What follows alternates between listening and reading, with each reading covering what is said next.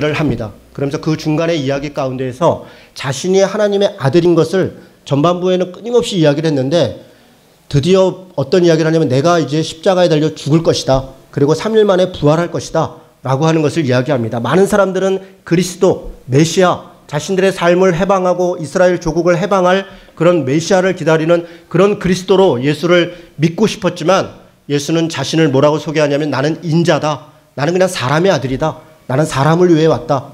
라고 자신을 소개하면서 사람의 아들로 온 자신은 고난을 당할 것이고 십자가에 죽을 것이고 그리고 3일 만에 부활할 것이다. 그런 이야기를 나눕니다.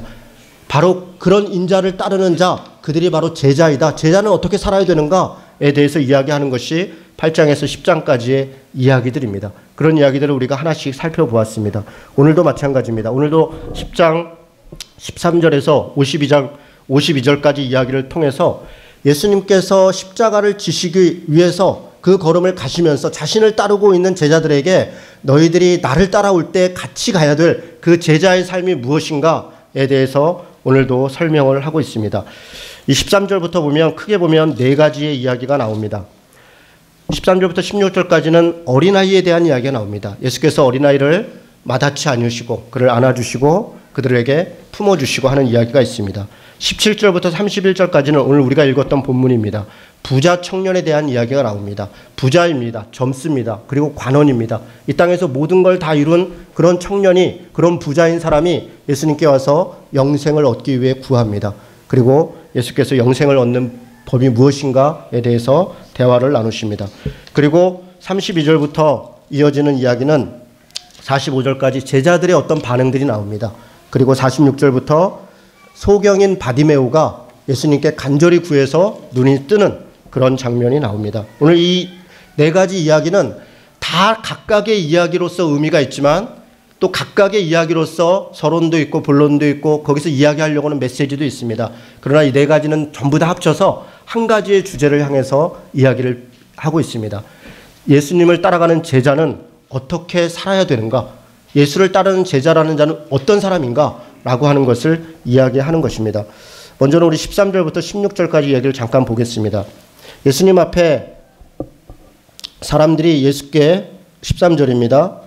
만져주심을 바라고 어린아이들을 데리고 옵니다. 이에 제자들이 꾸짖습니다. 여러분 우리도 지금 이렇게 교회에 보면 아이들이 많죠. 우리 교회가 작은 교회임에도 불구하고 유치원, 유아원 아이들이 21명입니다. 현재. 앞으로 전임 목사이신 최영민 목사가 오시면 그 집에 또 3명이 있기 때문에 24명이 될 가능성이 높습니다. 뭐 정신이 없죠. 시끄럽죠. 그래서 아마 뒤쪽에서 예배 드리시는 분들은 내가 예배를 드렸나 뭘 했나 이렇게 없을 정도로 어수선할지 모르겠습니다. 요 앞쪽에 있는 분들은 그 느낌을 좀 잘 모른다 그러더라고요. 저도 여기서 맨날 설교하는 사람이니까 잘 모르겠습니다. 근데 저 뒤에 있으면 정말 어수선한 것 같습니다. 그래서 막 좀 꾸짖고 싶죠. 왜 저 엄마는 애를 저렇게 가만히 놔두나. 애가 막 소리 지르고 그러면 아니 좀 조용히 하게 하든가 밖에 나가든가 적어도 다른 사람한테 피해를 주면 안 되지 않나 이런 마음이 들지요. 그렇습니다. 오늘 예수님께 왔던 어린아이들 그 옆에 있었던 많은 사람들도 그런 마음입니다. 예수님께 아이들이 막 찾아옵니다. 제자들이 꾸짖습니다. 아니 애들을 데리고 오려면 좀 이렇게 좀 큰 애들을 데리고 오든가 좀 이렇게 좀 관리를 좀 잘하든가 그래야 되지 않습니까? 예수님이 노하시어 이르시되 이렇게 얘기했습니다. 여러분 굉장히 특이한 표현입니다. 예수께서 보시고 노하시고 이르시되. 여러분 예수님이 노했다, 분노했다 이런 표현 혹시 이렇게 보신 적 있습니까? 물론 몇 번 있습니다. 예수님께서 바리새인들을 보면서 때로 분노할 때가 있습니다. 그리고 이 당시의 정치적 지도자들이 백성들을 착취하는 것을 보면서 분노한 적이 있습니다. 그리고 그 외에 가난하고 평범한 사람들을 향하여 무슨 분노했다 그런 건 없습니다. 늘 예수님의 표정에는 슬퍼했고 긍휼히 여겼다, 안타까이 여겼다 이런 표현들이 있습니다. 그런데 오늘 제자들에게 분노하시어 얘기합니다. 뭐라고 얘기합니까? 어린아이들이 내게 오는 것을 용납하고 금하지 말아라. 하나님의 나라가 바로 이런 자들의 것이니라. 여러분 굉장히 파격적인 이야기입니다. 하나님의 나라가 어린아이와 같은 자들의 것이다. 이렇게 선언하고 있는 것입니다. 여러분 어린아이의 어떤 면 때문에 그런 얘기를 하는 것일까요? 뭐 여러 군데에서 여러 설명들이 있습니다. 예를 들어 이런 얘기입니다. 어린아이들은 개방성이 있다.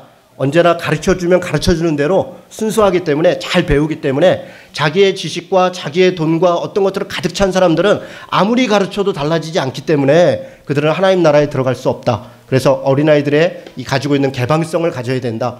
물론 맞는 말입니다. 어린아이들은 순진하다, 착하다, 뭐 비슷한 이야기죠. 어린아이의 그 순수함, 그것을 우리가 닮아야 된다. 그런 모습으로 가야 된다. 그렇습니다. 또 어린아이들은 겸손하죠. 겸손하고 싶어서 겸손한 게 아닙니다. 힘이 없습니다. 가진 게 없습니다. 그러니까 누구에게 뭘 나눠줄 수도 없고 뭘 내가 더 가졌다고 자랑할 것도 없습니다. 그래서 그 자체로 어린아이들은 겸손합니다. 개방성이 있고 순진하고 잘 배우고 겸손하고 또 깨끗하고 착하고, 물론 그런 것들, 그런 모습으로 그리스도인들이 살아야 된다. 하나님 나라 백성은 그런 모습이어야 된다. 물론 맞는 말입니다. 그런데 당시의 어린아이들은 우리 아이들처럼, 우리 아이들도 다 착하고 깨끗하고 순수하고 그런데요, 한 가지 빠진 게 있습니다. 우리 교회 아이들과 당시의 아이들이 다른 것은 이 아이들은 엄청나게 가난했다는 겁니다. 이때 당시 아이들은 정말 말 그대로 빈손이었습니다. 아무것도 없었습니다.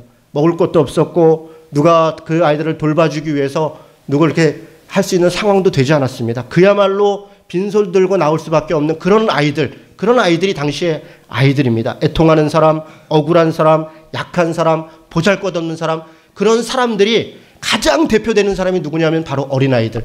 그 시대에 많은 사람들이 눈물과 고통과 빈손과 애통함 가운데 살았습니다. 누가 가장 어려웠겠습니까? 어린아이들이 가장 어려웠습니다. 장애인들이 가장 어려웠습니다. 고아와 과부와 나그네로 이야기되는 그런 사람들이 그야말로 가장 어려웠습니다. 그런 어린아이들, 예수님이 지금 그 얘기를 하시는 것입니다. 어린아이들은 예수님만 의지할 수밖에 없는 것입니다. 예수님만 절적으로 신뢰할 수밖에 없는, 자기 부모만 신뢰할 수밖에 없는 그런 어린아이가 되어야만 하나님 나라에 들어갈 수 있다. 저는 이 본문을 보면서 어린아이같이는 우리가 착해지자, 개방성이 되어지자, 순진해지자, 그런 이야기를 넘어서서 정말 예수님께서 이 본문에서 말하고 싶은 것은 예수님만 의지하는 자가 되자. 이 아이들은 예수님만 의지할 수밖에 없는, 하나님만을 바라보지 않고는 살아갈 수 없는 그런 아이들이라는 것입니다. 그렇게 예수님만 전적으로 신뢰하는 자들이 바로 제자이고, 그렇게 살아가는 자들이 바로 하나님 나라에 들어갈 것이다. 그렇게 이야기하고 있다고 저는 이 본문을 이해했습니다. 그리고 오늘 뒤에 있는 세 가지 이야기는 그 전적으로 신뢰하며 산다는 것이 무엇인가? 누가 전적으로 예수님을 신뢰하고 있는가? 하나님만을 바라보고 있는가? 누가 하나님 나라에 들어갈 것인가를 설명합니다. 세 가지 이야기 중에 먼저 제자들 이야기를 먼저 하도록 하겠습니다. 32절부터 보면 제자들은 예수님을 따라가고 있습니다. 예루살렘으로 올라가는 길에 예수께서 그들 앞에 서서 가시는데 그들이 놀라고 따르는 자들은 두려워하더라. 여러분 지금 이 무슨 얘기입니까? 제자들의 모습을 한번 상상해 보십시오. 제자들은 지금 예수님을 따라갑니다. 예수님을 따라서 예루살렘으로 올라가면 그 마음에 기쁨도 있고 즐거움도 있고, 야 해보자, 그래 신난다, 우리가 드디어 예루살렘에 왔구나, 그런 마음으로 가야 될 것 같은데 이들의 모습은 지금 놀라고 따르는 자들이 두려워하더라. 두려움이 있습니다. 근심이 있습니다. 걱정이 있습니다. 축 처져 있습니다. 그런 모습으로 예수를 따라갑니다. 왜 그렇습니까? 예수께서 예루살렘에 들어가서 죽을 것이다, 고난당할 것이다 라고 하는 것을 이미 9장에서 선언하고 있고 그것을 들었습니다. 그들 안에 이미 믿음이 다 상실되어 있습니다. 오병이어도 보았습니다. 바다 위를 걸어가는 예수님도 보았습니다. 볼 때는 신났습니다. 그리고 그것이 힘이 됐고 자신들도 그렇게 할 수 있다고 믿었고 그렇게 했었습니다. 그런데 어느 순간 그들은 믿음은 다 사라졌습니다. 자신들 앞에 닥쳐있는 어떤 어려움 가운데, 두려움과 놀라움 가운데 예수님을 따라 올라갑니다. 예수께서 얘기합니다. 보라, 우리가 예루살렘으로 올라가노니 인자가 대제사장들과 서기관들에게 넘겨주며 그들이 죽이기로 결의하고 이방인들에게 넘겨주겠고 그들은 능욕하며 침뱉고 채찍질하고 죽일 것이라. 그는 3일 만에 살아나리라. 여러분, 이렇게 힘이 없고 낙심해 있고 두려워하고 있는 자들에게 걱정하지 마, 내가 어려움도 있지만 살아날 거야, 니들이 뭐 걱정할 게 뭐 있어, 니들은 괜찮아, 그렇게 위로하는 게 아니라 그래, 그런 일이 있을 것이다, 그런 일이 있을 것이다, 그렇게 선언하는 것입니다. 그런데 여러분, 제자들의 반응이 뜻밖입니다. 우리가 알다시피 35절부터 45절은 9장의 33절부터 나왔던 이야기가 한 번 더 반복됩니다. 반복된다는 것은 있었던 것을 또 이야기한다는 게 아니라 그들이 여전히 똑같은 생각에서 벗어나지 못하고 있다는 것입니다. 어떤 것입니까? 주님의 나라가 임하면 누가 높은 자리에 앉겠습니까? 누가 오른쪽 자리에 앉겠습니까? 여러분, 지금 예수님은 자신의 죽음과 자기의 고난과 자기의 십자가 당하심을 이야기하고 있는데 제자들의 마음은 자기가 어떻게 보상을 받을 것인가?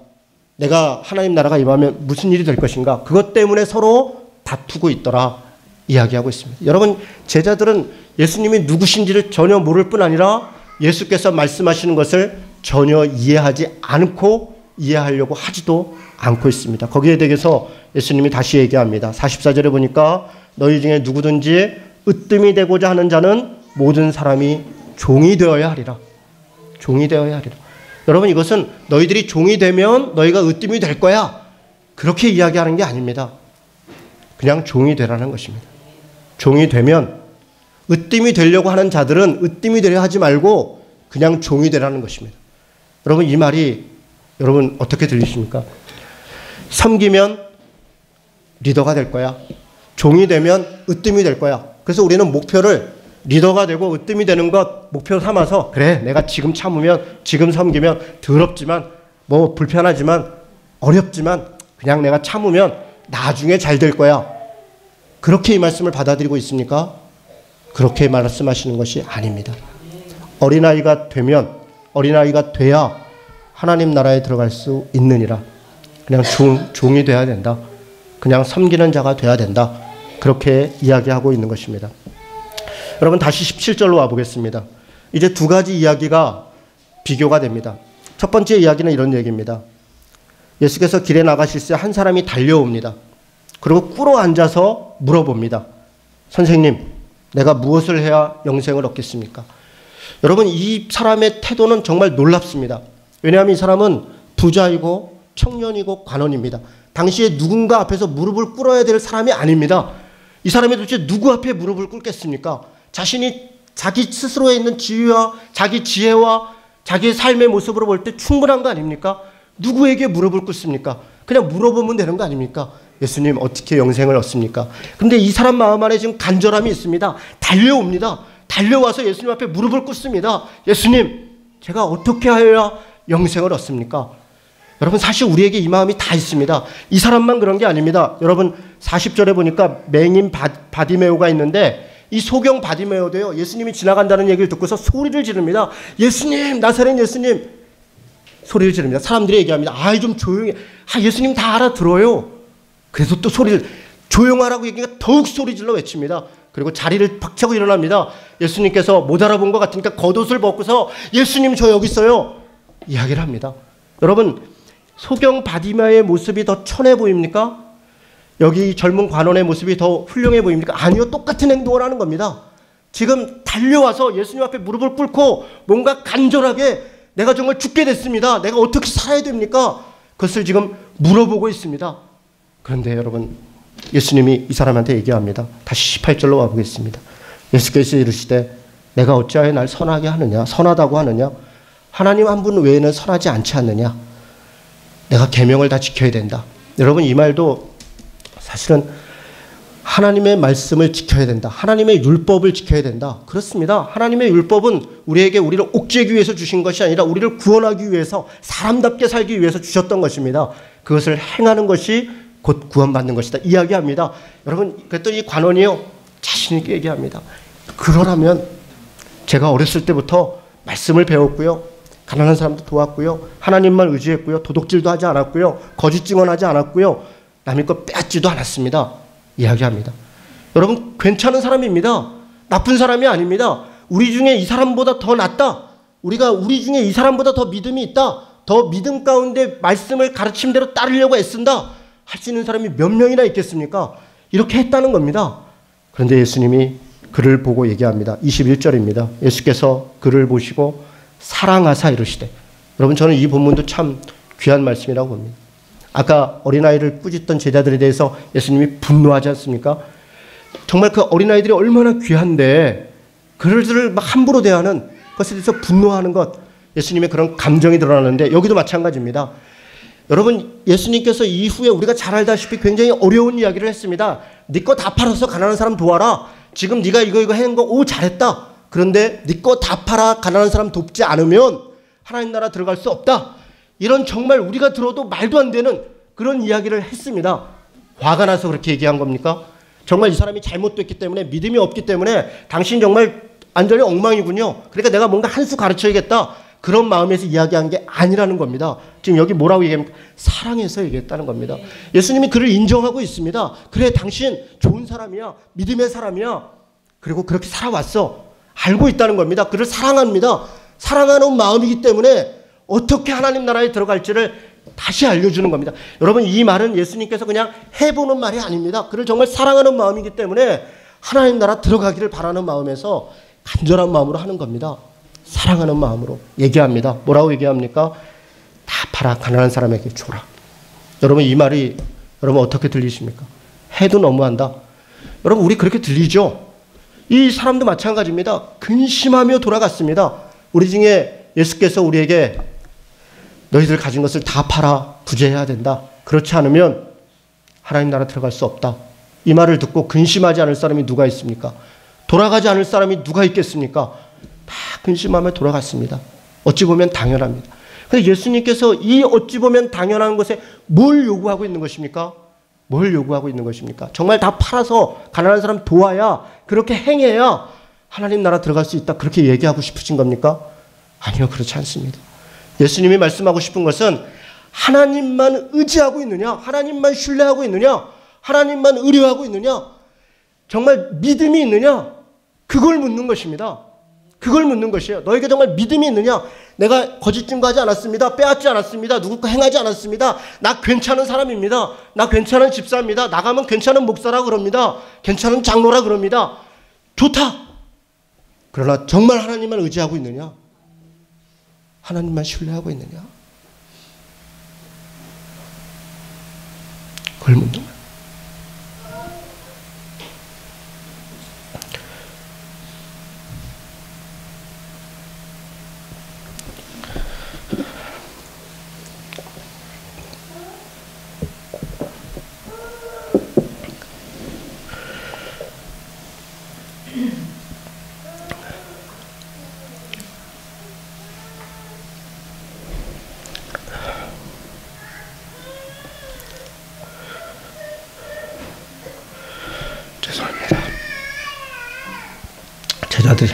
제자들이 다 놀라서 묻습니다. 우리도 놀라지 않을 수가 없습니다. 당시의 부자들은 당연히 하나님의 복을 받았다 생각했습니다. 여러분, 우리도 그렇게 생각합니다. 교회에서 목사가 되고 장로가 되고 이런저런 복을 받은 사람들은 하나님이 사랑하시는구나, 하나님만 의지하는구나, 그렇게 생각합니다. 그래서 그들은 당연히 하나님 나라에 들어간다고 생각했습니다. 여러분, 교회 다니면 예수 믿는다고 고백하면 이 정도 되면 하나님 나라 구원은 따놓은 당상인 거 아닙니까? 아니, 심지어는요, 그냥 믿음으로 고백만 해도 구원받는다는 거 아닙니까?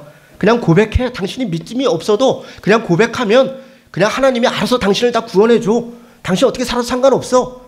그냥 하나님만 믿으면 돼. 그게 중요해. 그렇게 구원을 함부로 선포하고 그렇게 구원을 강요하는 거 아닙니까?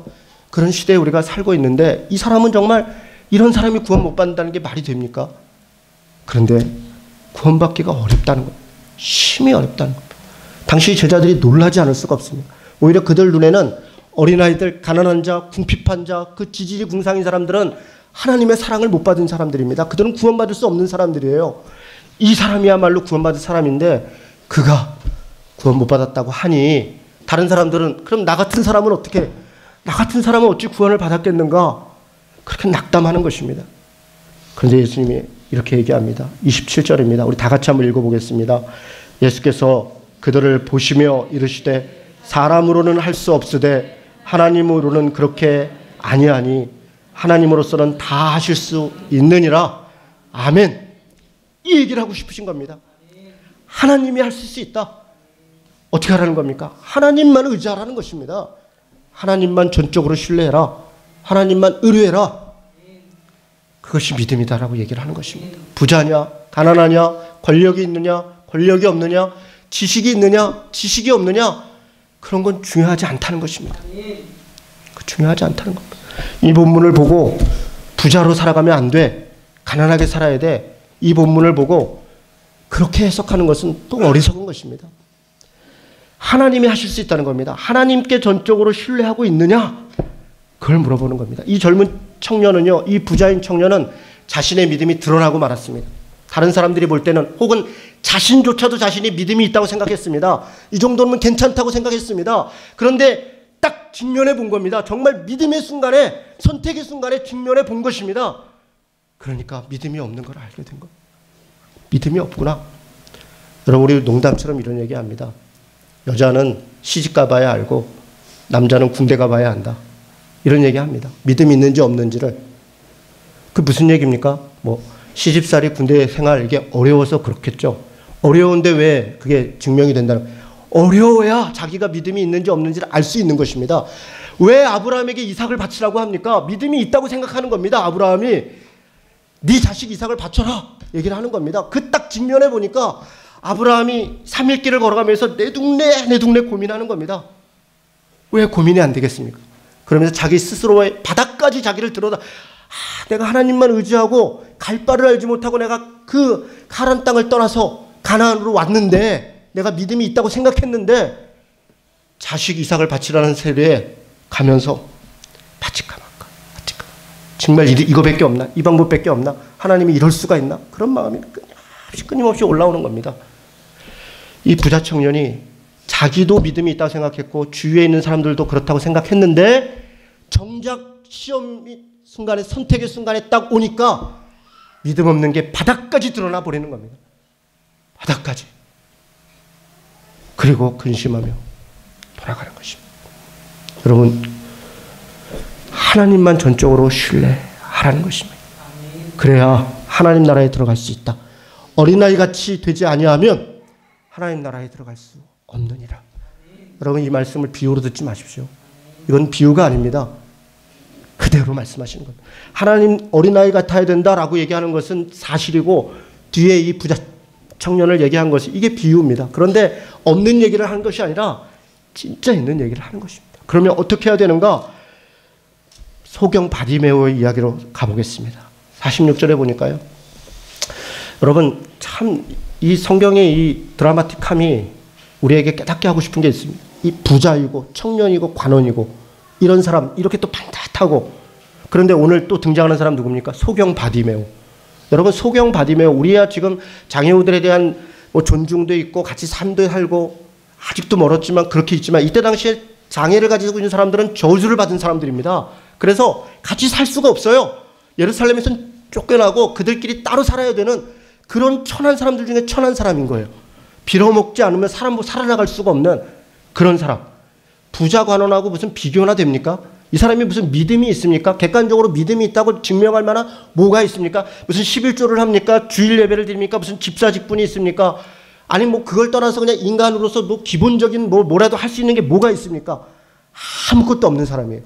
그런데 이 이야기로 끝을 맺는 거예요. 이 이야기 끝으로 예루살렘으로 들어가십니다. 소경 바디메오가 예수님이 앉았던 얘기를 듣고 소리를 지릅니다. 다윗의 자손 예수여, 나를 불쌍히 여기소서. 여러분, 이 소경 바디메오는 바른 믿음을 가지고 있지 않습니다. 제가 이렇게 말씀드리면 여러분 좀 뭔 소리야? 다윗의 자손 예수여라고 얘기하는 것은 자기가 예수를 생각하는 대로 생각하고 있는, 다윗의 자손이라는 것은 그 왕국을 회복할 그 메시아, 정치적 메시아로 인식하고 있다는 거예요. 제자들과 조금도 다르지 않습니다. 하나님의 아들 예수여 이렇게 부른 게 아닙니다. 다윗의 자손 예수여, 나를 불쌍히 여기소서 얘기했습니다. 믿음이 바르지 않아요. 신학적으로 옳지도 않습니다. 성경적 해석도 똑바로 하고 있지 않아요. 그런데 나를 불쌍히 여겨달라.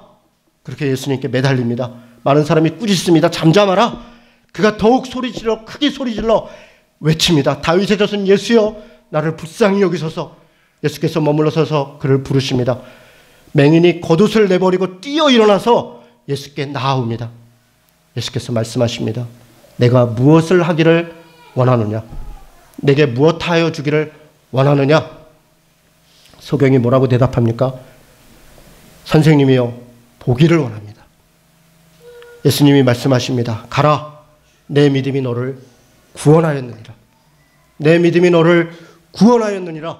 네가 하나님 나라에 들어갔느니라 이야기하는 것입니다. 하나님 나라는 신학으로 얻는 게 아닙니다. 성경 해석으로 얻는 게 아닙니다. 잘못된 해석을 갖고 있습니다. 그런데 무엇으로 얻는다는 겁니까? 하나님만 전적으로 신뢰하고 있는 이것 때문에 간다는 것입니다. 이 사람이 그냥 하나님 당신 아니면, 주님 당신 아니면 난 죽습니다. 말려도 안 되는 겁니다. 붙잡고 또 붙잡고 겉옷을 벗고 또 붙잡고 달려가는 것입니다. 내 믿음이 너를 구원했다. 내가 너를 구원해 준 게 아니라 네 믿음이 너를 구원했다. 이것이 믿음입니다. 이게 믿음입니다. 내가 믿는다. 내가 이 정도면 괜찮다. 내가 뭘 할 수 있다. 그래, 이 정도면 남도 괜찮다 그러고 나도 괜찮다 그러고 거기서 멈추는 게 아닙니다. 거기서 멈추는. 우리는 아직 멀었습니다. 우리는 아직 멀었습니다. 한 주간 이 말씀을 묵상하면서 여러분, 이건 여러분에게만 주는, 이건 사실 제 얘기입니다. 제 이야기. 저는 부자 청년 관원이라고 생각을 하는 거예요. 제가 이 정도면 괜찮은 목사지, 뭐 적당히 유명하고 실력도 뭐 빠지지 않는다 생각하고, 뭐 이 정도면 인물도 뭐 나쁘지 않고 아내도 괜찮고 애들도 괜찮고, 우리 애들 뭐 어디다 얘기해도 다 괜찮은 애들이라 그러고, 제가 그렇게 생각하는 거예요. 근데 내가 소경 바디메오다 이렇게 생각을 안 해보는 거예요. 나는 소경 바디메오를 도와야 되는 사람인 거지, 내가 소경 바디메오구나, 하나님 나를 불쌍히 여기소서, 그렇게 안 하는 거예요. 그래서 이 말씀이 앞에 참 무너지는 것입니다. 사랑하는 성도 여러분, 어떻게 구원을 받는가 고민하고 계십니까? 나는 왜 하나님이 나를 만나주지 않는가? 왜 나는 신앙생활을 계속해도 믿음이 없는가? 소경 바디메오가 됩시다. 젊은 관원이 돼서 이 정도면 괜찮지, 간절히 찾으면 하나님 만나주시는 거예요.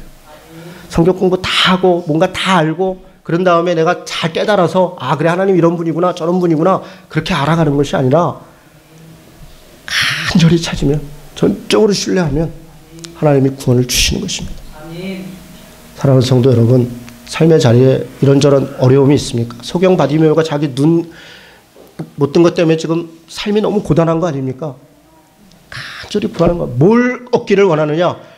구원받기를 원합니다. 이렇게 얘기하지 않아요. 눈 뜨기를 원합니다. 얘기하는 겁니다. 그게 우리 인간입니다. 우리는 고상한 이야기를 하고 고상한 하나님 나라를 얘기하지만, 실제 우리는 우리 삶의 자리에서 정말 어려움과 고난에서 벗어나고 싶은 거 아닙니까? 이 마음으로 돌아가 보십시다. 이 부자 청년 관원은 다 있으니까 구하는 게 없는 거예요. 아쉬운 게 없는 거예요. 뭘 구하겠습니까? 다 있어. 다 있어요. 그런데 바디메오는 눈 못 뜨는 것 때문에 아무것도 없는 거예요. 눈 뜨기를 원합니다. 나 이것만 해결해 주면 하나님 내가 살 수 있을 것 같은데, 내 믿음이 너를 구원했느니라. 그렇게 되는 것입니다. 여러분, 간절히 하나님을 매달립시다. 붙잡으십시다. 전적으로 신뢰하고 그것을 고백하고 쫓아가고, 다시 부자 청년이 아니라 바디메오다라는 마음으로 다시 그렇게 시작했으면 좋겠어요. 다시 시작했으면. 그리고 예루살렘으로 나아가십시다. 같이 기도하시겠습니다. 여러분, 하나님만을 신뢰할 믿음의 고백으로 기도하십시다. 믿음이 없는 자는 믿음을 구하십고, 내 상황이 정말 어려운 자는 그거 하나님 도와주십시오. 기도하십시다. 하나님만 신뢰합니다. 하나님만 붙잡겠습니다. 그렇게 우리 믿음의 날 고백들을 드리면 좋겠습니다. 기도하십시다. 하나님 아버지.